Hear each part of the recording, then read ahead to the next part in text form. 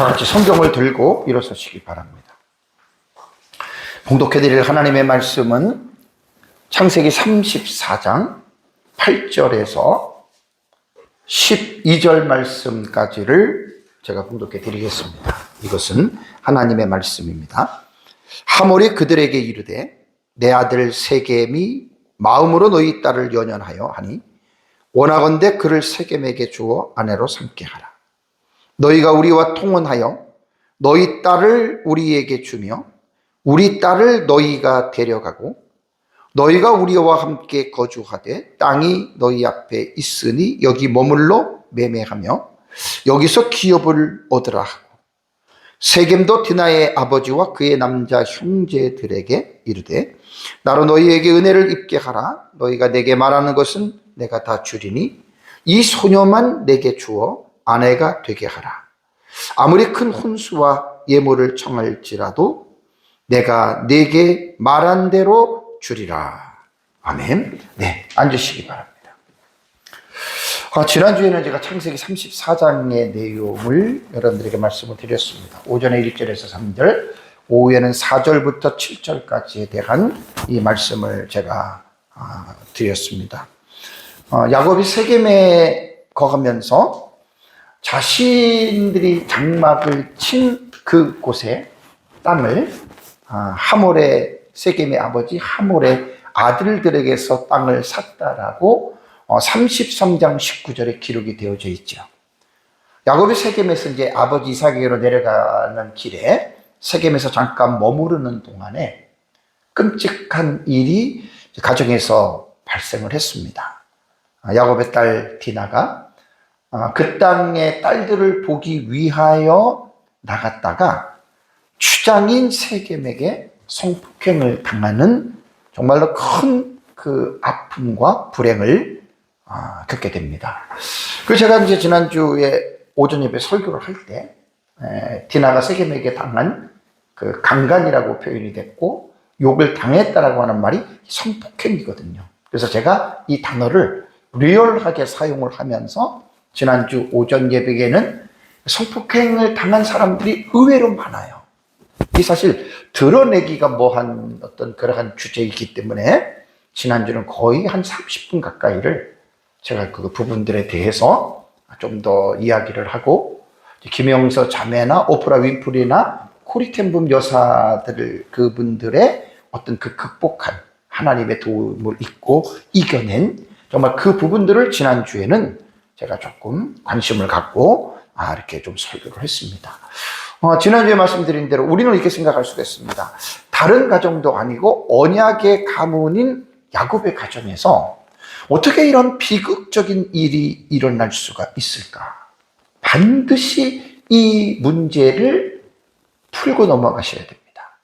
우리 성경을 보면서 어떤 중요한 부분들을 이해하지 못하고 그냥 넘어가게 되면 그러한 주제로서의 나타나는 사건들을 전혀 우리가 이해하지 못할 때가 상당히 많습니다. 그래서 제가 시간이 좀 지나더라도 지난주에는 좀 그런 얘기를 했고 이번 주도 설교 들어가기 전에 좀 이 부분을 조금 시간이 지나더라도 간단하게 제가 좀 다시 정리해서 말씀을 드리려고 합니다. 왜냐하면 너무나 중요한 주제이기 때문에 그렇습니다. 지난주에 말씀드린 대로 많은 사람들이 왜 하나님이 디나를 보호해 주지 않았을까라는 의구심을 갖죠. 하나님이 막아줄 수도 있는데 더군다나 야곱의 가족의 딸인데 그래서 많은 사람들이 이러한 의문을 사실 가지게 됩니다. 지난주에 제가 이러한 부분을 말씀드릴 때에 이러한 의문은 누구든지 가질 수는 있지만 이 생각 자체가 편향된 거예요. 한쪽으로 치우친 거예요. 왜냐하면 많은 사람들이 이런 부분들을 드러내지 않거든요. 드러내지 않고 그냥 쉬쉬하고 무조건 하나님을 믿으면 하나님이 지켜주신다 이런 말들을 하는데 제가 그것을 다가 정확하게 직면하는 거예요. 이러한 말씀은. 왜냐하면 하나님은 하나님의 구원받은 백성이라고 해서 구약 시대에는 이스라엘 백성으로 보고 신약 시대에는 예수님을 믿고 구원받은 하나님의 자녀로 우리가 이제 생각을 해야 됩니다. 하나님은 자기 백성이라고 해서 일거수일투족의 모든 일에 간섭하십니까? 모든 일을 하나님이 지켜주셔서 하나님을 믿는 사람들은 구약이나 신약이나 조금이라도 어떤 고통이나 슬픔이나 불행한 일들을 겪지 않고 살아갑니까? 안 그렇잖아요. 안 그렇잖아요. 그러니까 이런 부분들을 직면해야 돼요. 설교자들이 이런 부분들을 확실하게 해석해 주지 않고 그냥 구렁이 담 넘어가듯이 넘어가고 뭐 무조건 하나님이 지켜주실 것이다. 하나님을 믿어라. 근데 현실은 그렇지 않아요. 그래서 제가 이 부분을 여러분들에게 지난주에 말씀을 드리면서 하나님이 사람을 왜 창조하셨고 이 세상이 움직여지는 그 원리들을 여러분 우리가 분명하게 알아야 됩니다. 왜냐하면 이 세상은 자연 질서의 섭리 안에서 살아가죠. 그래서 제가 일반 섭리와 특별 섭리에 대해서 여러분들에게 제가 말씀을 드렸고요. 성경을 보나 우리들의 인생의 어떤 신앙생활을 봐도 어떻게 우리가 뭐 죄를 짓고 잘못해서 인과응보에 의해서 우리에게 닥쳐오는 징계와 고난들은 그건 당연한 거예요. 그렇지만 원인이 불명확한 일들이 있어요. 디나가 세겜에 의해서 성폭행을 당한 것도 원인은 성경에는 침묵하고 있기 때문에 우리는 그것을 구태여 무엇이라고 말을 할 수가 없어요. 아무리 그렇게 봐도. 그래서 하나님의 자녀들이 세상을 살아가면서 원인 모를 불행 이런 것들은 정말로 우리가 어쩔 수가 없는 그걸 구태여 또 뭐 이렇게 저렇게 해가지고 그걸 끄집어내가지고 억지로 이렇게 소설처럼 맞춰가는 사람들도 있잖아요. 네, 그렇지 않습니다. 저도 그리스도 안에서 43년을 살았고요. 인생을 60대 중후반을 넘어가면서 저도 많은 것을 겪어봤기 때문에 인간의 생각으로는 구원받은 자들에게도 불가사의한 일들이 일어날 수 있습니다. 그래서 이제 대부분 사람들은 구원받은 사람들은 어떠한 불행이라도 일어나지 않고 뭐 넘어지려고 할 때 어떤 잘못을 겪으려고 할 때 하나님이 나타나서 일일이 다 막아주신다면 얼마나 여러분 좋겠습니까? 저 또한 마찬가지입니다. 저 또한 그런 마음이 없는 것이 아닙니다. 근데 그런 마음을 가지고 43년이라고 하는 긴 세월을 제가 신앙 안에서 살아봤는데 저도 제 개인이나 가족이나 주변의 사람들을 볼 때 그렇게 되는 일이 아니잖아요. 일종의 바램이에요, 바램. 아무 일 없으면 좋겠다. 우리가 아이들을 길러봐서 알지만 애들이 일어나서 잡고 걷다가 손을 놓고 걸어가다 넘어지는 경우가 많잖아요. 넘어져서 다칠 수도 있잖아요. 그럼 부모 마음은 아픈 거예요. 왜 하나님이 좀 우리 애들을 걸을 때 좀 다치지도 않고 뛰어갈 때 넘어지지도 않게끔 해주시지. 여러분 이런 것들은 잘못된 것은 아니지만 이것이 편향적인 제가 생각이라고 여러분들에게 지난주에 말씀을 드린 거예요. 그럼 차라리 하나님이 인간을 로봇처럼 만들어서 아무것도 잘못도 안 하고 죄도 안 짓고 하나님이 그냥 어떤 정보, 인포메이션을 입력한 대로 그렇게 살아가면 되지. 여러분 그렇다면 그는 하나님께서 인간을 창조하셨을 때 인격적으로 창조한 게 아니라 그러니까 로봇을 만든 거예요. 로봇을. 하나님이 인간을 로봇처럼 만든 게 아니란 말이에요. 그래서 제가 지난주에 이런 예를 들었잖아요. 날씨가 추워요. 영하 20도로 떨어졌어요. 기본적으로 자연 질서는 두꺼운 옷을 입고 두꺼운 이불을 덮고 자야 되잖아요. 그죠? 근데 거기서 어떤 사람이 나는 하나님을 믿기 때문에 하나님이 나를 다 지켜주기 때문에 나는 이불 안 덮고 여러 옷을 입어도 괜찮아. 감기 걸리잖아요. 그럼 하나님이 감기가 걸리게 했습니까? 중남미 지방의 그 엘살바도르가 특별한 나라가 있더라고요. 갱단들이 살인을 얼마나 많이 하는지 하루에도 수백 명씩 죽어요. 지금은 이제 아주 독특한 감옥을 만들어놔서 살인이 딱 떨어졌는데, 그러니까 그 나라 사람들도 밤에는 밖을 못 나가요. 안 나가요. 왜? 나가다가 갱단끼리 자기네들끼리 총을 쏘고 그러다가 애꿎게 맞아 죽는 경우들이 많아서 안 나갑니다. 근데 어떤 사람이 나는 하나님을 믿어. 물 가운데 지날 때도 지켜주시고 불 가운데 지날 때도 하나님이 지켜주시고 하나님이 너는 내 것이라고 손바닥에 새겨주셨어. 그러니까 나는 어디를 가든지 하나님 나 지켜주실 거야. 자, 그 믿음을 가지고 밖에 나갔습니다. 이게 일반 원리적으로 볼 때는 죽게 돼 있어요. 그러니까 어떤 그런 믿음이 과신이죠. 주관적인 편향된 믿음이라는 말이에요. 하나님은 이 세상을 살면서 그런 일반적인 질서들과 자연 질서들을 절대로 무시하지 않습니다. 믿습니다 하고 나갔다가 총에 맞아 죽으면 그러면 하나님이 그 사람을 죽게 한 것일까요? 말도 안 되잖아요. 간혹 가다가 이렇게 치우친 사람들이 교회 안에 있습니다. 하나님이 그렇게 한 게 아니잖아요. 그래서 하나님이 인간을 만들 때에 책임적인 존재로 지어서 인간은 어떤 일을 행할 수 있는 자유를 하나님이 주신 거예요. 그래서 그 자기가 선택한 그 행동에 대해서는 책임에 대한 의식을 가지고 인간은 이 세상에서 살아야 됩니다.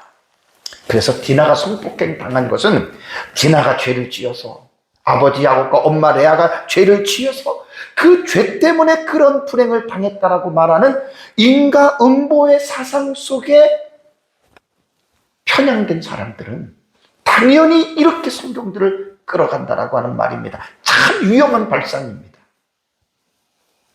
설교자들 속에 간혹 이런 사람들이 있어요. 모든 것들이 인과 음보다. 그럼 욕 같은 경우는 죄 때문에 그런 일을 당했습니까? 아니잖아요. 그래서 디나의 경우에 대해서는 제가 그냥 성경에 나타난 대로 낯선 곳에 가서 무방비로 나갔잖아요. 그래서 그냥 세겜에게 걸어간 일을 당했는데, 자, 그렇다고 해서 이 본문이 디나가 어떤 안전장치나 이런 것을 하지 않고 무방비로 나갔기 때문에 디나가 그런 일을 당했다라고 말을 하는 것은 일리는 있지만 옳지는 않아요. 이 사건을 명확하게 규명을 한다면 세겜 땅의 주장인 세겜이에요. 그 땅의 주장인 세겜이 그 난폭한 폭력성을 가지고 있는 그게 사실은 문제의 원인과 발단으로 여러분 우리는 봐야 됩니다. 이걸 제가 이제 지난주에 여러분들에게 설교를 하면서 이런 부분들에 대해서 정말 우리가 기억을 해야 되겠다라고 하는 것을 다시 제가 정리를 합니다. 이제 오늘 봉독해 드린 본문은 지난주에 설교했던 내용과 이제 이어지는 내용인데, 이번 주도 내가 오전에도 4절, 오후에도 4절을 했어요. 제가 지난번에 말씀드렸죠. 제가 지금 주의 설교를 하고 있기 때문에 보통 5절 이상이 넘어가면 정말 힘들어요. 그러니까 아주 세밀하게 살필 수가 없어요.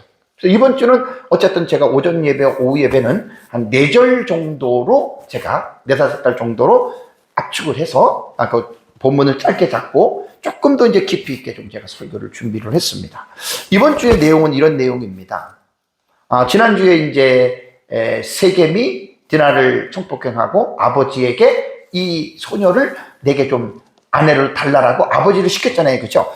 그래서 세겜이 하몰이 아들의 세겜의 말을 듣고 야곱에게 나온 거예요. 그래서 이제 오늘 설교 제목이 하몰과 그의 아들 세겜이 이제 둘이 나옵니다. 야곱과 그의 아들들에게 통혼을 제안합니다. 우리 함께 서로 살자. 결론 말하면 이거예요. 그 내용에 대해서 오늘은 여러분들에게 이제 말씀을 제가 드리겠습니다. 먼저 8절의 내용 말씀을 보겠습니다.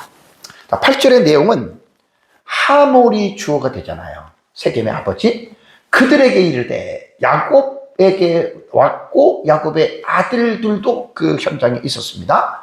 내 아들 세겜이 자기의 요구를 하는 거예요. 마음으로 너희 딸을 연연하여 사랑하는 마음이 있었고, 그래서 사랑하는데 원하건대 그를 세겜에게 주라. 디나를 세겜에게 주어서 아내로 삼게 하라라고 하는 이 말이 여러분 8절에 있는 내용입니다. 여기서 우리가 이제 본문을 볼 때 원하건대 주어라는 말이 나오잖아요. 우리말은 붙여서 이렇게 떨어뜨려서 말했습니다. 원하건대 그를 세겜에게 주어. 우리말의 구문론의 흐름들은 히브리어하고 구문론의 이 배치가 다르잖아요. 히브리어를 보면 딱 붙여놨어요. 원하건대 주어라. 첫 번째 티누가 이게 동사예요. 주어라. 그다음에 나는 이제 간청하는 원하건대 이제 이런 뜻이에요. 그래서 우리가 이제 성경을 읽을 때 주다라고 하는 말은 동사잖아요. 그죠? 동사가 어떻게 표현됐냐? 명령형이에요. 명령형. 칼은 단수형이니까. 하몰이 야곱과 그의 아들들에게 명령으로 말하는데 얼핏 보면은 요 단어 하나만 동사 하나만 볼 때는 명령하네 이렇게 보는데 반드시 그 전후의 단어들을 같이 봐야 돼요. 불변하사라고 하는 나가 있잖아요. 그래서 이렇게 된 거예요. 아까 티누 나 두 개를 같이 연결해서 읽어야 되거든요. 그러니까 이렇게 함께 읽으면 요거는 뭐냐면 이제 뭐 바라건대 요 나라고 하는 말은 바라건대 혹은 청하건대 약간 간청의 의미가 있어요. 그러니까 명령형 하나만 볼 때는 말 그대로 명령이지만 명령형 동사 다음에 나오는 간청 조사라 그래요. 요것까지 합하면 그냥 일방적인 명령보다는 명령의 강제성을 완화시키고 있다라고 하는 걸 우리가 느낄 수가 있는 거예요. 왜 그렇죠? 하몰도 인간이니까 자기 아들이 못된 짓을 한 것을 알잖아요. 근데 와가지고 갑의 위치를 가지고 쥐락펴락하면 그거는 인간성 자체가 완전히 잘못된 사람이잖아요. 그래서 이제 여기서 나라고 하는 것이 붙어서 강제성이 명령형이지만 약간 완화되는. 그러니까 이제 하몰도 아는 거예요. 세겜도 자기가 그런 일을 했기 때문에 떳떳하게 나오지 못하고 아버지를 붙들은 거 아니에요. 그러니까 이 문장 속에서 원하건대라고 하는 우리말 나를 번역을 잘했죠. 그러니까 이것만 딱 들어도 우리말만 봐도 이렇게 조금 약간 간청하는 의미로 이제 이렇게 말을 했다라고 이제 볼 수가 있습니다. 자, 그렇다면 하몰은 누굽니까? 세겜 땅의 추장인 세겜의 아버지잖아요. 그러면 다른 데는 몰라도요, 그 당시에는 그 세겜이라고 하는 땅 속에서는 가장 막강한 권력을 잡은 주체자예요. 그러니까 기본적으로 봐도 하몰은 명령할 수 있는 갑의 위치에 여러분 있는 자라는 말이에요. 그래서 이제 이게 명령형으로 썼는데 간청의 말이 들어갔다 하더라도 그래도 우리가 기본적으로 볼 때에는 하몰과 세겜이 야곱보다는 더 갑의 위치에 있다라고 하는 그 부분을 우리가 이제 생각을 할 수가 있습니다. 그래서 이제 구절을 보겠습니다. 이어지는 구절에는 너희가 우리와 통혼하여, 이게 동사거든요. 너희 딸을 우리에게 주며, 이것도 동사죠. 우리 딸을 너희에게 데려가고라고 하는 요 문장은 구절은 뭐 그렇게 긴 문장은 아닙니다. 그러니까 여기서 이제 8절에서는 디나를 우리 아들에게 주어서 아내로 삼게 하라고 말을 했지만 9절로 넘어가면 한 사람에 끝나는 게 아니에요. 디나고만 끝나는 게 아니라 자기 부족과 야곱의 가족들이 서로 어떻게 해요? 통혼할 것을 지금 제안하고 있습니다. 그러니까 오늘 그 설교의 가장 중요한 내용은 바로 이 부분입니다. 디나와의 결혼뿐만이 아니라 우리가 통혼하자. 같이 우리가 함께 섞여서 살자라고 하는 이런 말입니다. 그래서 9절은 통혼하며 주며 데려가고라고 하는 이 세 개의 동사가 문장을 지금 지휘하고 있는 거예요. 자, 첫 번째 하나하나 볼게요. 통혼하자라고 하는 이 단어는요, 뭐, 이게 기본형의 합단입니다. 히트파엘, 이게 명령형이에요.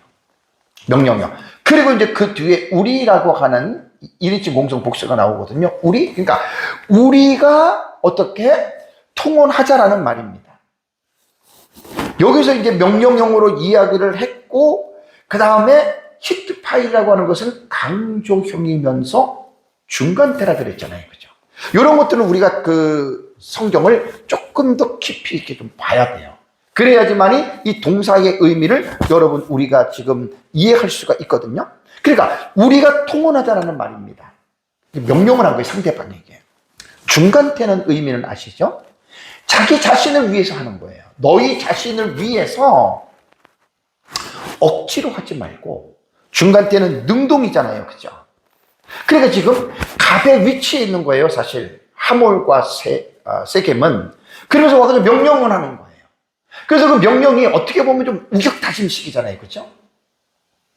중간태가 그런 말이란 말이에요. 통혼하는데 너희 자신들을 위해서 하는 이런 뜻이란 말이에요. 중간대가. 그리고 억지로 내가 나와서 너희에게 지금 힘으로 강압하는 것 같은데 아니라는 거예요. 너희 스스로 위해서 스스로 너희들이 알아서 하라. 이런 의미를 갖고 있는 거예요. 그러니까 이 중간대 하나만 여러분 우리가 잘 보더라도 하몰이 갑의 위치 속에서 지금 야곱의 가족을 힘이 약하니까 어쩔 수 없잖아요. 은연중에 이러한 모습이 지금 나온다라고 하는 말입니다. 두 번째 동사가 뭐냐면 너희 딸을 우리에게 달라는 거예요. 그죠? 네? 우리에게 주며 그랬죠. 여기서 이제 이것도 원래 기본형은 나타낸 근데 칼 미완료예요. 주어라 그 말이죠. 앞으로 주어라 그런 말입니다. 미완료니까. 9절에서는 서로가 통혼을 하기 위해서는 두 가지 조건이 따라와야 됩니다. 너희 딸을입니다. 그러니까 하몰의 입장에서는 뭐죠? 너희들의 딸을 우리에게 주어라. 미완료니까 이거는 이제 준 거는 아니지만 이제 줄 것에 대한 이 요청을 하는 거예요. 그리고 하몰은 야곱의 딸들도 자기 부족에 줄 것을 세 번째 동사에서 데려가고 이 말을 하잖아요. 이것도 이제 칼 미완료입니다. 라카흐라고 하는 단어인데. 우리 딸을 반대로 너희가 데려가라 이 말입니다. 그러니까 너희 딸을 우리에게 주고 우리 딸을 너희가 데려가면 어떻게 되죠? 상대방의 진영에서 남자에게 주면 이 통혼이 이루어지는 거예요. 서로가. 여기서 우리가 이제 이 말을 하몰의 말을 여러분 잘 생각을 하고 제가 지금 창세기를 1장부터 지금 34장까지 왔어요. 이 하나님의 언약의 관점에서 이 내러티브는 반드시 읽어야 되고 물론 더 큰 상위의 그 주제는 때제는 하나님 나라거든요. 하나님의 나라의 사상 속에서 우리가 이 본문을 지금 읽어가야 되는데 자 여기서 지금 하몰이 요구하는 대로 통혼을 했다. 서로 딸을 주고받고 했다. 그럼 두 가문이 어떻게 됩니까? 통혼이 되잖아요. 하나가 되잖아요. 그렇다면 하몰의 가족과 야곱의 가족은 성향이 다르잖아요. 야곱은 아브람 때부터 여호와 하나님을 믿는 언약의 가문이고 세겜은 그냥 가나안에 살고 있는 족속이란 말이에요.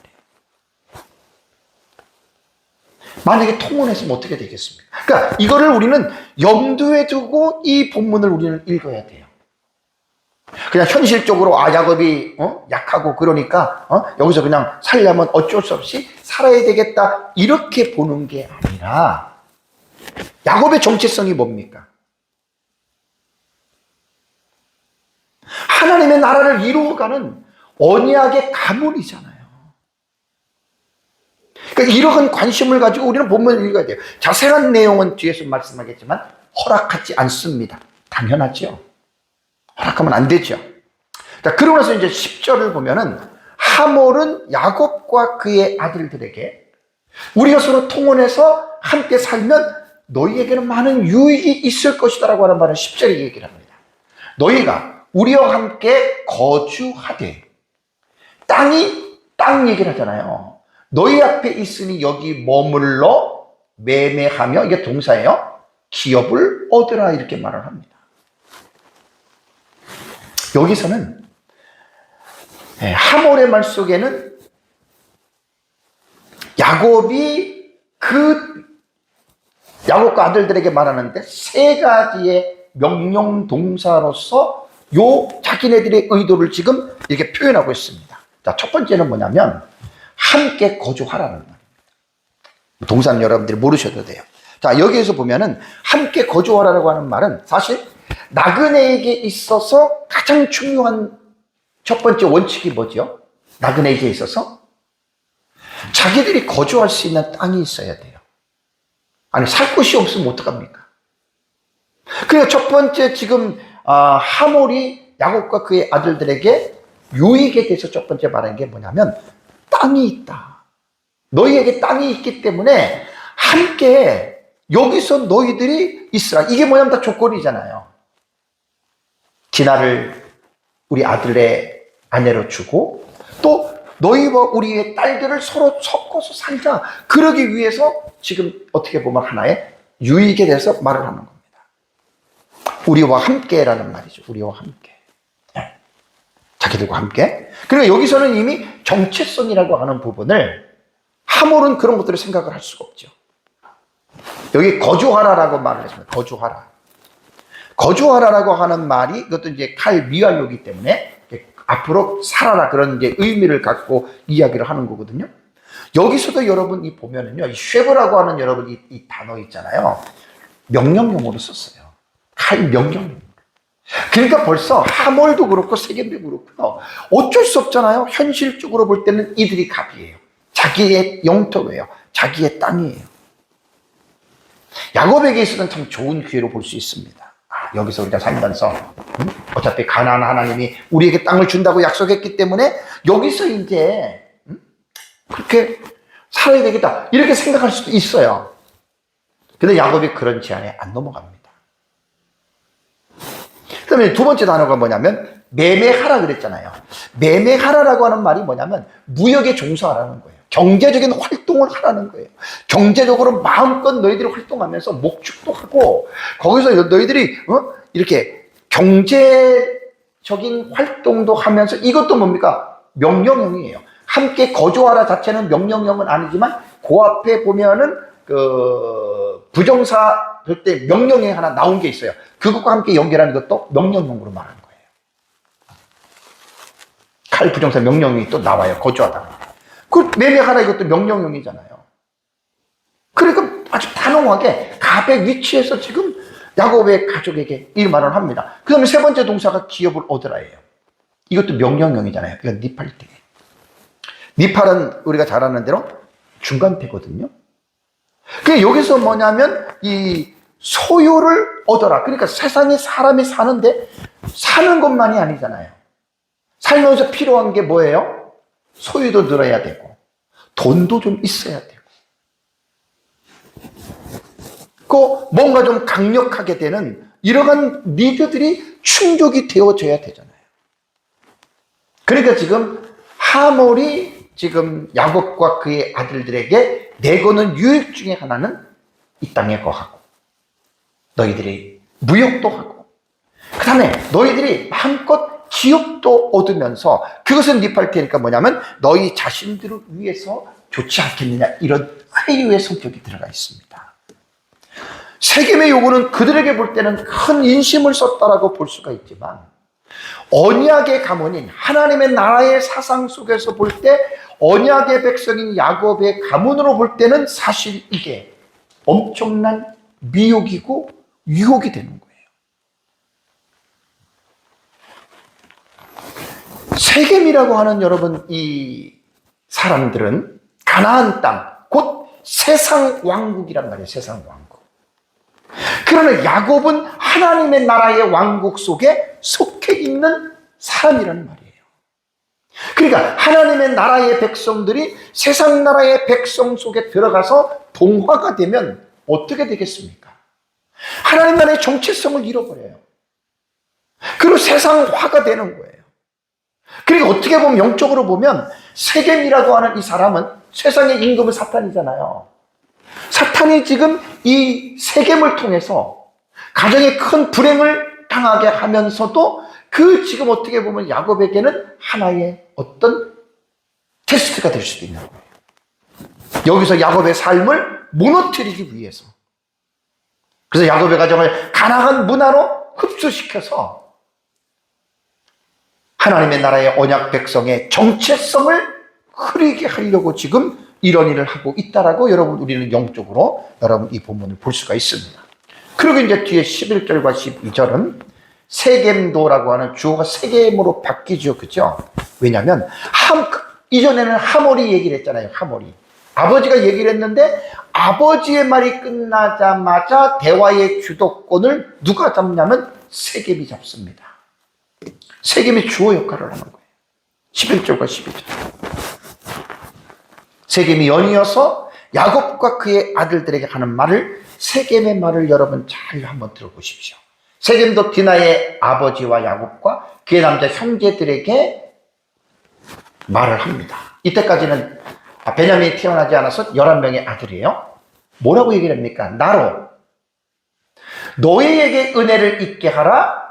너희가 내게 말하는 것은 내가 다 주리니라고 하는 이 말을 지금 11절에 이 말을 지금 하고 있어요. 그러면 여기서 제가 이제 설교를 좀 준비하면서 보니까 여기서는 지금 이제 세겜이 아버지가 앞에 말했지만 원래는 지난주에도 말씀드렸지만 하몰보다는 세겜이 어떤 그 실질적인 주도권이 아들에게 내려갔어요. 아마 아버지는 나이가 많아서 아마 그 아들이 통치하고 있는 것 같은데 이제 세겜이 본인이 등장해서 직접 호소하는 거예요. 여기서 하나 우리가 눈여겨볼 게 뭐냐면 나로 너희에게 은혜를 있게 하라. 이게 여러분 우리가 좀 특이하지 않습니까? 히브리어 본문에 보면은요 눈이라고 하는 아인이라는 단어가 있어요. 우리말은 번역을 안 했어요. 그냥 나로 너희에게 은혜를 있게 하라. 그냥 너희에게 꼭 눈이라고 하는 단어를 번역을 안 했다니까요. 히브리어 성경을 직역하면 나로 너희들의 눈에 이렇게 요걸 집어넣어야 돼요. 눈에 은혜를 있게 하라. 그래야지 뭔가 조금 더 이 본문을 자세하게 여러분 우리가 이 본문을 우리가 들어갈 수 있거든요. 그러면 히브리어에 보면 눈이라고 하는 이 단어가 되게 길어요.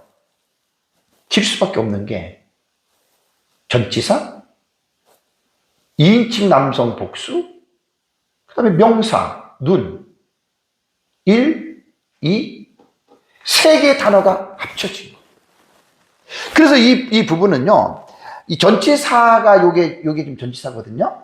요 빼라고 하는 말은 보통 이제 뭐뭐 안에 뭐 이렇게 번역이 되는데 항상 전치사는 한 가지의 뜻만 있는 게 아니잖아요. 여러 가지가 있어요. 근데 이 본문을 읽으면 학자들은 어떻게 이야기를 하냐면 관계적으로 이걸 이해하는 거예요. 뭐뭐 안에보다는 관계적. 그 다음에 판단적. 왜 제가 자세하게 말씀을 드리냐면 눈 안에라기보다는 어떤 관점, 어떠한 평가에 따르면 이렇게 이 본문을 해석하는 거니까 그러니까 이 캠은 지금 2인칭 남성 복수니까 너희들의 눈으로 보는 관점에서 너희들이 눈으로 보는 평가에 의하면 요 전치사를 이렇게 해석을 하라는 거예요. 너희 눈에 은혜를 있게 하라고 하는 말을 간단하게 눈으로만 보지 말고 눈 속에 담겨있는 세 가지의 단어들을 하나하나 세부적으로 해석을 한다면 눈은 원래 아인인데 여기 보면은 ANA라고 이게 복수거든요. 복수. 눈들. 왜? 아들이 하나가 아니잖아요. 11명의 아들과 야곱까지 12명이 그러니까 당연히 복수를 쓴 거지. 그래서 전치사 해석이 여기서는 여러분 상당히 중요합니다. 그러니까 지금 세겜은 뭐냐면 당사자가 세겜이잖아요. 재단을 성폭행한 자가 세겜이잖아요. 그래도 일만의 양심은 있죠. 그러니까 막 강압적으로 힘으로 제압하는 것이 아니라 뭔가 이제 그 가해자 입장에서 피해자들에게 나와서 뭔가를 선심을 쓰는 거예요. 그러면서 너희들의 눈, 그 판단에 너희들의 관점에서 내게 좀 은혜를 베풀어 달라. 이런 말이에요. 갈고 따지고 보면 인간이기 때문에 자기도 양심에 꺼리낌이 있었던지 용서해 달라고 하는 의미가 화용론적인 의미로 볼 때는 여기 담겨져 있는 거예요. 그래서 일말의 양심은 있어서 자신의 잘못을 인정하고 그 가족들에게 너희들의 눈에 너희들이 보는 관점에서 너희들의 눈으로 보는 평가 속에서 제발 내게 은혜를 호의를 베풀어 달라고 지금 이렇게 말을 하고 있습니다. 그러면서 이제 12절로 넘어가면요. 아까 12절로 넘어가면 세겜이 원하는 건 딱 이거 하나예요. 이 소녀만입니다. 그에겐 다른 게 필요 없어요. 디나만 필요한 거예요. 그리고 이제 뒤에 나오잖아요. 이 소년만 내게 주 아내가 되게 하라. 이것이 지금 세겜이 가지고 있는 목적입니다. 그러면서 이제 그 뒤에 나오는 말을 보세요. 아무리 큰 혼수와 예물을 청할지라도 너희가 내게 말한 대로 뭐든지 다 주겠다. 이런 말을 한 겁니다. 여기서 우리가 여러분 볼 수 있는 게 세겜의 그 마음 속에서 여러분 우리가 볼 수 있는 게 뭐지요? 세겜은 지금 이게 지금 상대방을 폭력을 행사해서 성적인 폭력을 행사했잖아요. 지난주에도 말씀드린 대로 세겜은 상대방을 배려할 줄 몰라요. 자기의 욕망, 자기의 믿음만 충족시키면 돼요. 상대방이 고통스럽든지 상관없어요. 완전히 일방적인 사람이잖아요. 그런 사람들이 이 본문에서는 뭐냐면 자신의 죄, 자신의 잘못이 마치 어떤 물질로서 그 경제적으로 보상을 하려고 하는 시도를 지금 하고 있다라고 하는 말입니다. 완전히 잘못된 거죠. 본문은 세 개의 명령형으로 약속의 구조로 이 12절은 여러분 지금 이루어져 있습니다. 첫 번째 이제 동사를 중심으로 보면은 첫 번째는 뭐냐면 나에게 아주 많이 요구하라 이런 말입니다. 요구하라 이 동사예요. 여기에 뭘 요구하라고 합니까? 혼수. 혼수라고 하는 여러분 이 단어는 결혼 지참금인데 신부가 주는 게 아니에요. 뭐 하라고 하는 여러분 이 단어는 신랑이 신부 측에 주는 돈입니다. 이게 좀 혼수고, 그 다음에 예물이라고 하는 이 우마탄이라고 하는 여러분 이 단어는 선물입니다. 선물. 그러니까 여기서 지금 뭐냐면 세겜이 지금 야곱과 그의 아들들에게 디나만 내게 준다면 무엇이든지 너희들이 지참금을 달라면 줄 것이고 지참금 이에게 보너스로 너희들이 어떤 선물을 달라 그러면 내가 주겠다는 거예요. 그러니까 법적 혼수금 외에 추가적인 것도 내가 증여하겠다라고 하는 말입니다. 공식 결혼 비용과 특별한 보상까지 청구해라 이 말입니다. 왜냐하면 세겜은 그 땅에서 자기가 왕이잖아요. 주장이잖아요. 여기서 이제 많이라고 하는 이 단어가요. 이게 뭐 동사 아주 흔한 동사죠. 라바. 많다라는 말입니다. 이게 이제 히필 명령형이에요. 히필 명령형은 히필 때는 이제 사역형이라 그랬잖아요. 그죠? 그들에게 그걸 시키라는 거예요. 대부분 보면은 이제 어떤 혼사 문제에 있어서 조금 까다롭고 조금 인심이 후하지 못한 사람들은 깎잖아요. 그죠? 상대방에서는 말을 10필을 달라 그러면 내가 7필만 서로 이게 딜을 하는데 거기에 비해서는 세겜은 뭐 경제적인 데 대해서는 아주 후한 사람입니다. 목적은 이거예요. 이 소녀만 내게 주어 이거예요. 그러니까 디나만 주면 무엇이든지 할 수 있겠다라고 하는 이러한 의도를 여러분 우리는 이제 볼 수가 있습니다. 두 번째 동사는 뭐냐면 주겠답니다. 어떻게? 말하는 대로 내가 너에게 주겠다. 여기서 분명히 말을 했잖아요. 무엇이든지 요구하라는 거예요. 여기 주리라라고 하는 여러분 이 동사는 원형이 나타이에요. 칼비언이니까 줄 것이라는 말이죠. 근데 여러분 제가 이 설교를 준비하면서 인사이트가 온 게 뭐냐면 세겜은 정말 비인간적인 사람입니다. 상대방을 배려하지 않고 자기 욕구만 채웠잖아요. 그 성폭행을 하고 나서 그 상대방이 얼마나 고통스럽고 그 가족들이 얼마나 분노하는지에 대한 물론 기본적인 것은 생각했겠지만 일방적인 사람이에요. 여기서 이제 세겜이 무제한의 제한이잖아요. 무엇인지 원하는 말한 대로 주겠다. 무제한입니다. 여기서 세겜이 뭘 몰랐냐면 돈으로 모든 것을 해결할 수 있다라고 하는 세상적인 논리의 대표자예요.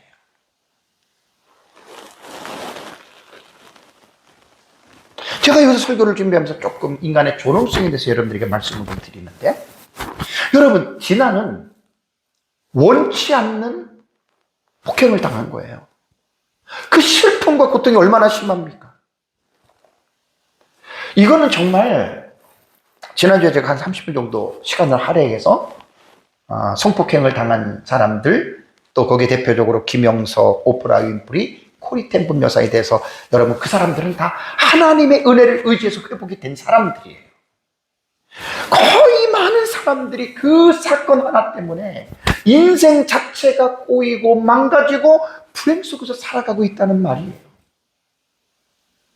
그러니까 지금 세겜은 완전히 일방적인 사람이잖아요. 자신의 범죄가 물질로서 해소할 수 있다라고 하는 이 착각을 하고 있는데 완전히 지금 잘못된 겁니다. 물질로서 보상이 되지 않습니다.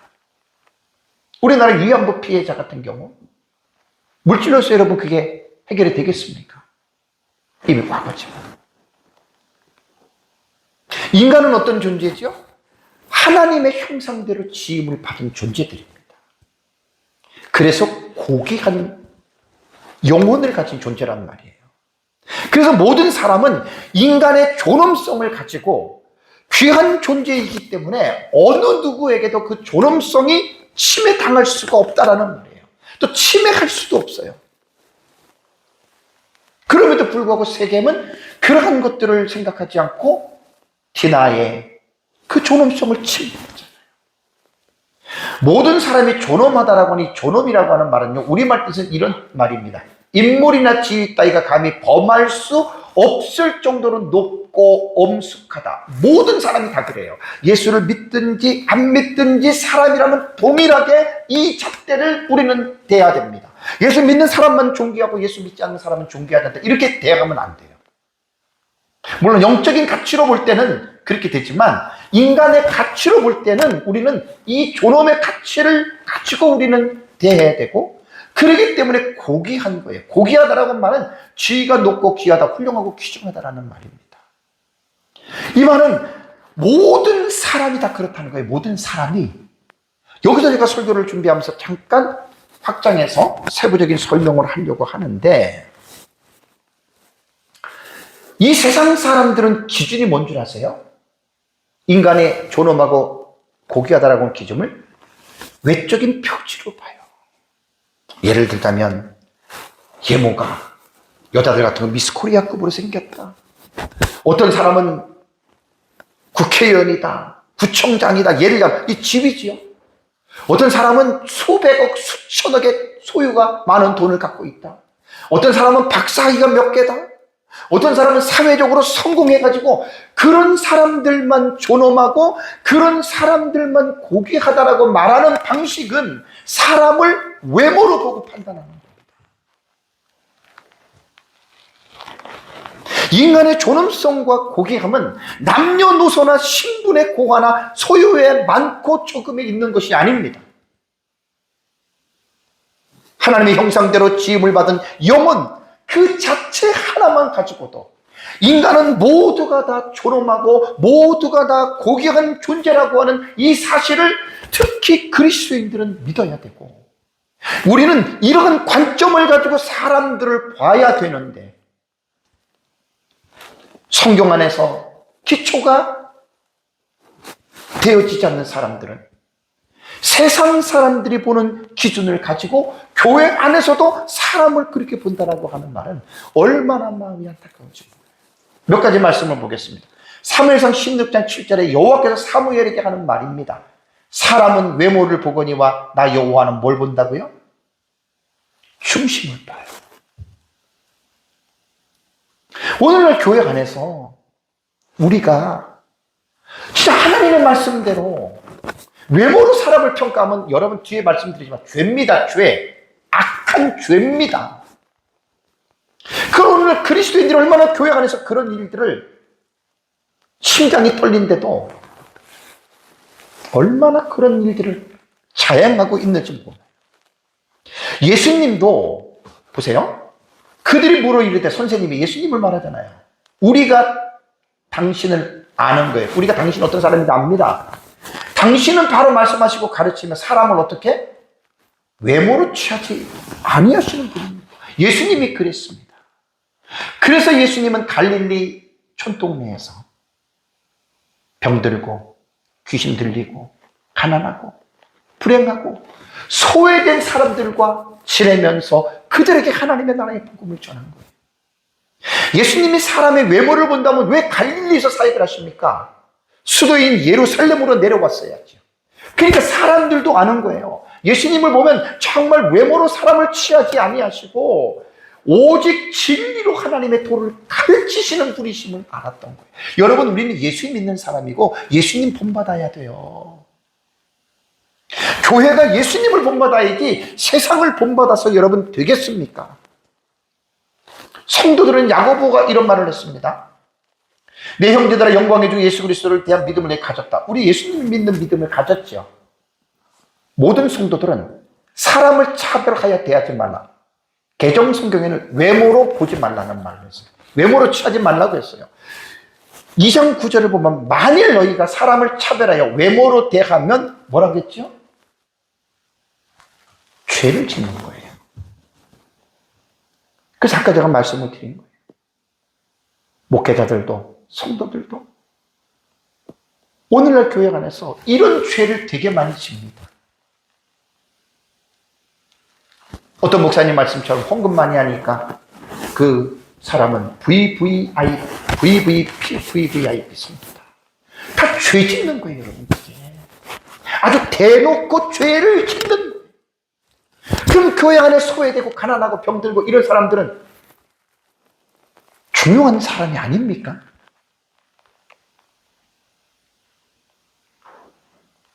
모든 것들이 죄가 물질로서 용서를 받을 수가 있습니까?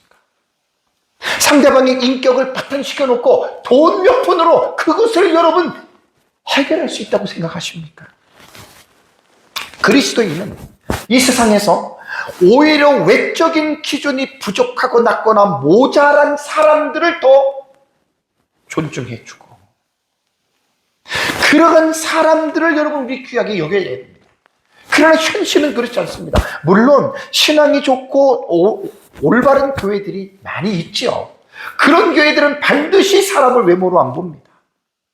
교회 안에 어렵고 힘든 사람을 더 존중해주고 더 사랑하고 또 관심을 갖는 겉으로가 그런 게 아닙니다. 교회는 그래야 됩니다. 구약 성경을 보면 하나님께서는 고아와 과부에 대해서 그들을 압제하지 말라 그랬습니다. 왜? 그들은 세상에서 소망이 없는 자예요. 가장 약한 자들이에요. 그래서 선지서를 보면 하나님의 선지자를 통해서 죄를 책망할 때 너희가 고아와 과부를 압제했다. 그래서 정치 지도자들과 그들을 책망을 한 거예요. 우리는 정말 그리스도인으로 세상을 살면서 저 사람이 외적인 지위가 높고 타인보다 월등하다고 해서 그런 사람 앞에서 손을 비비고 굽질굽질하면 하나님이 내 이놈을 하고 그 사람을 책망할 겁니다. 나는 그런 사람들 제일 싫어해요. 인간은 외모로 소유로 높고 낮음을 보는 게 아니에요. 똑같아요. 왜? 하나님의 형상이라고 하는 영혼이 있으면 존엄한 자들입니다. 고귀한 자들입니다. 오늘날 교회가 이 하나님과 예수 그리스도의 이 사상을 본받아서 살아가는 게 여러분 이게 교회라는 말입니다. 그래서 예수님은 제자들에게 너희 중에는 그렇지 아니하다. 세상과 너희는 달라야 된다라고 말을 했습니다. 근데 세겜은 어때요? 너희들이 원하는 대로 내가 혼수와 예물을 다 주겠다. 착각한 사람이라고. 그러고 나서 이제 세 번째 동사는 달라라는 거예요. 소녀를. 이 소녀만 내게 달라. 이것도 지금 나탄이라고 하는 이 우테노는 명령형이에요. 그러니까 뭐냐면 세겜의 본심은 어디에 있느냐? 여자 하나만 돼. 디나 하나. 그래서 혼수와 예물은 수단이에요. 세겜은 오직 디나를 아내로 소유하기를 원하는 거예요. 그래서 명령형으로 강력하게 지금 갑의 위치에서 지금 이렇게 말을 했다라고 하는 말입니다. 사랑하는 성도 여러분, 세겜은 디나를 아내로 맞이하기 위해서 아버지 하몰과 함께 야곱과 그의 아들들을 찾아왔습니다. 그래서 1차적으로는 하몰이 통혼하자라고 이야기를 하고 통혼하면은 그 유익에 대해서 아버지가 얘기를 하고 나서 그래서 세겜이 아버지를 이어서 추어의 역할로 또 말을 하죠. 그러면서 경제적으로 너희들이 무엇을 원하든지 간에 내가 다 해주겠다. 그러면서 우리가 같이 살자. 여러분, 아까 제가 말씀드렸죠. 우리가 성경의 본문을 하나님의 나라, 언약이라고 하는 관점 속에서 성경을 보지 않으면 괜찮을 수 있어요. 야곱이 당분간 나그네니까 그 세겜 땅에 살면서 조금 더 재물도 늘리고 그리고 아버지에게 갈 수도 있겠죠. 근데 여러분, 성경은 그게 중요한 게 아니에요. 하나님 나라의 관점으로 볼 때는 이제 뒤에서도 내가 이제 결론적으로 말씀을 드리겠지만, 혼인은 아브라함도 이삭도 가나안 여인들을 아내로 맞이하지 말라고 교육을 시켰어요. 왜 그런 줄 아세요? 결혼을 하면 동화가 되는 거예요. 야곱의 가족은 하나님의 언약을 이루어갈 백성들입니다. 그렇게 가나안에 죄악된 그 죄악들을 어떻게 그 죄의 구덩이에 들어가서 함께 동화가 되겠느냐는 말이에요. 지금 야곱을 우리가 볼 때는 야곱이 뚝 떨어진 게 아니에요. 아버지 이삭이 있고 할아버지 아브라함이 있어요. 언약의 관점으로 볼 때는 아브라함부터 여러분 우리는 봐야 됩니다. 아브라함부터.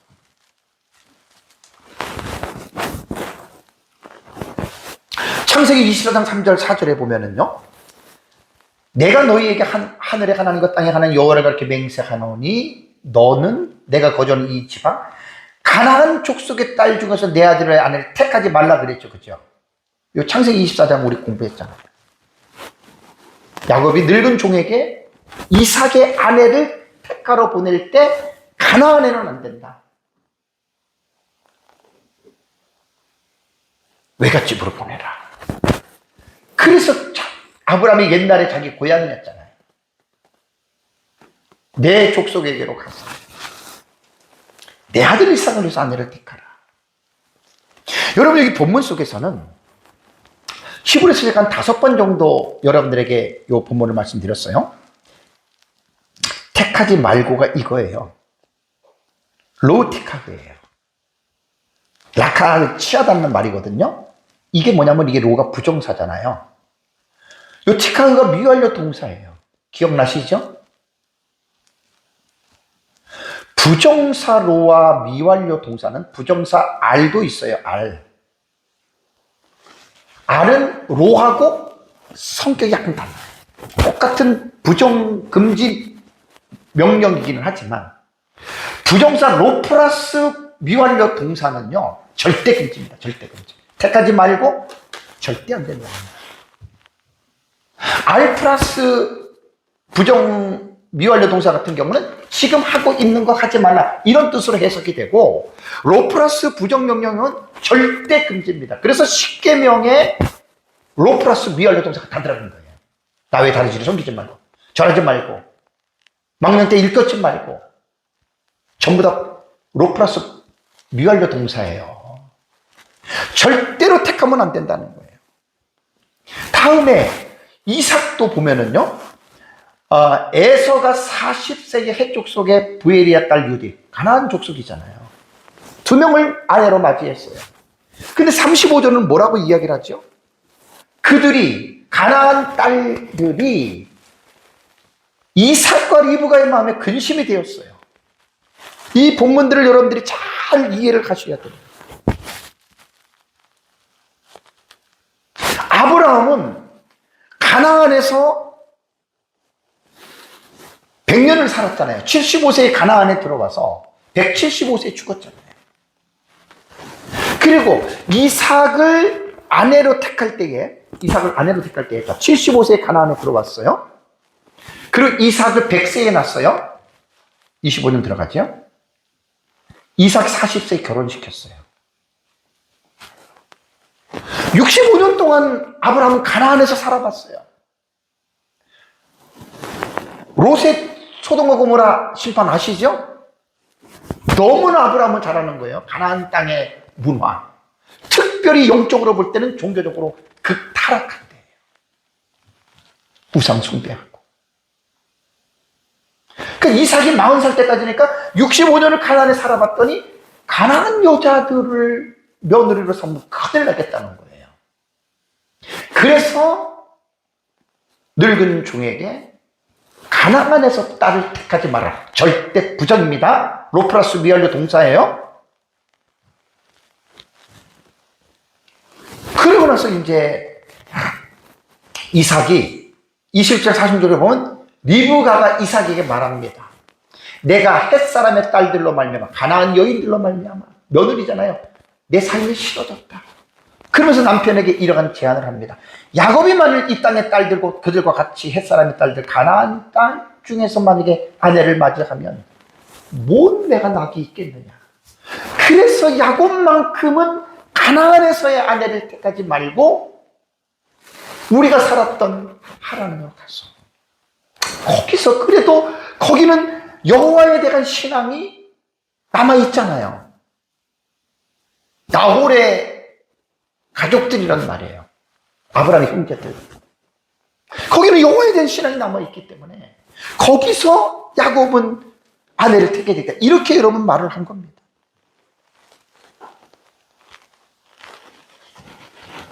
여기서도 여러분 볼까요? 맞이하지 말고 있잖아요. 로플러스 틱하고 똑같잖아요. 아까 단어랑. 로플러스 미완료 동사예요. 이삭이 야곱을 지금 하란으로 보내면서 너는 가나안 사람들 딸 중에서 아내를 맞이하지 말고 로플러스 미완료도 부정, 절대 부정입니다. 절대로 가나안 땅 여기는 아내로 맞이하지 말아라. 야곱이 알잖아요. 야곱이 가나안으로 갈 때 나이가 몇 살이라 했어요? 71세에서 70세 그 사이입니다. 이삭이 에서가 40세에 가나안 두 여인과 살 때 30년을 야곱이 본 거예요. 형수들을. 그러니 여러분 야곱이 이러한 경험을 갖고 있는데 야곱이 함부로 여러분 세겜 족속과 통혼을 하겠냐고요? 안 하지요. 아브라함의 그 신앙이 이삭을 통해서 야곱에게 지금 계대 전승이 된 거예요. 가정 안에서. 야곱이 아무렇게나 여러분 그렇게 하겠습니까? 그리고 이제 이 후문맥을 보면은 모세의 율법에 보면 율법에 아예 적시를 해놨어요. 그들과 혼인하지도 말지니 가나안이에요. 내 딸들을 그 아들들에게 주지도 말아라. 그들의 딸도 내 며느리로 삼지 말라. 하몰과 세겜이 이것을 요구한 거예요. 야곱에게. 우리 딸들을 너희가 데려가고 너희 딸들을 우리에게 달라. 후문맥의 모세의 율법에는 아예 적시를 해놨어요. 적시. 지적해서 제시를 해놓은 거예요. 왜 그런 줄 아십니까? 왜 하나님께서 가나안 딸들을 아예 이스라엘 백성들에게 영영이 가나안 딸들은 안 된다라고 율법에 적시해 놓은 줄 아십니까? 이유는 그거예요. 가나안 딸들이 내 아들을 유혹하여 여호와를 떠나고 다른 신을 섬기게 하기 때문에 안 된다는 거예요. 되게 중요합니다. 남자나 여자나 어떤 배우자를 만나느냐에 따라서 달라지는데 대부분 사람들이 경제적으로 볼 때는 돈 많은 사람 살면 돈이 많으니까 편안하게 살겠죠. 여러분 사람은 떡으로만 사는 존재가 아닙니다. 하나님의 말씀으로 영적으로 사는 존재입니다. 하나님을 믿지 않는 사람들은 아무리 착하고 아무리 옳다고 그러더라도 영적으로 보면 마귀의 종들입니다. 여러분 많은 사람들이 그걸 못 봐요. 제 말이 아니라 성경에 있잖아요. 성경에 하나님을 믿지 않는 사람들의 주인이 마귀입니다. 에베소서 2장 공부했죠. 아무리 세상에서 부자로 평범하게 성공하게 살아도 죽으면 어떻게 됩니까? 끝입니까? 죽어서 끝이면 뭐하러 교회를 다니고 뭐하러 하나님을 믿어요? 죽을 때까지 그냥 먹고 싶은 거 먹고 하고 싶은 거 하고 살지. 죽음의 끝이 아니라 한번 죽은 애는 심판이 있습니다. 그래서 예수 믿지 않고 죽은 사람들이 가장 불쌍하다는 말이에요. 그리고 우상을 섬기면 너희에게 진노하사 멸하시는 겁니다. 하나님이. 잘 기억하시기 바랍니다. 말씀을 맺겠습니다. 하나님 나라의 관점으로 이 본문을 우리가 볼 때는 야곱은 언약의 가정입니다. 하나님이 왕이십니다. 그러나 세겜은 세상 나라입니다. 세상 나라. 가나안은. 세상 나라와 하나님의 나라가 통합할 수 있을까? 절대로 안 됩니다.